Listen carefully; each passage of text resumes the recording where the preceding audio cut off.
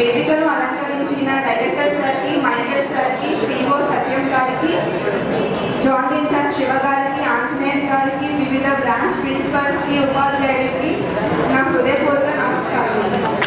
నా తోటి విద్యార్థిని విద్యార్థులకు నా ధన్యవాదాలు. నా పేరు ప్రియాంక. నేను బొబ్బిలి పాఠశాల నుంచి వచ్చాను. మైకేల్ సార్ చెప్పిన తల్లి ప్రేమ గురించి చర్చిస్తూ నాకు తెలిసిన విషయాలన్నీ చెప్తున్నాను. సృష్టిలో దేవుడు ఇచ్చిన గొప్ప వరం తల్లి ప్రేమ బంధం. అటువంటి మాతృమూర్తికి మనం ఎన్ని సేవలు చేసినా ఆమె రుణాన్ని తీర్చుకోలేము, ఆమె ప్రేమను వెలకట్టలేము. భారతదేశంలో సనాతన ధర్మం నుండి నేటి వరకు తల్లికి ఒక ప్రముఖ స్థానం ఇవ్వబడటం జరిగింది. అటువంటి తల్లి ప్రేమని తెలుసుకుంటూ ఆమెకు ఇష్టమైన పనులని చేసే తన కర్తవ్యం అని భావించి దానివల్లే తన జీవితం సార్థకం అవుతుందని భావించి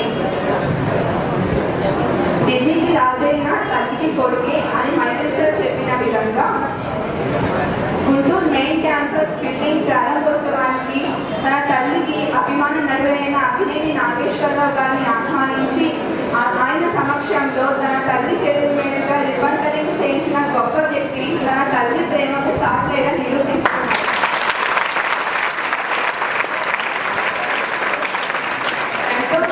ఎంతో మందికి మార్గదర్శకులుగా, నిరుద్యోగులకు ఆశాజ్యోతిగా వెలుగొందుకున్నారు.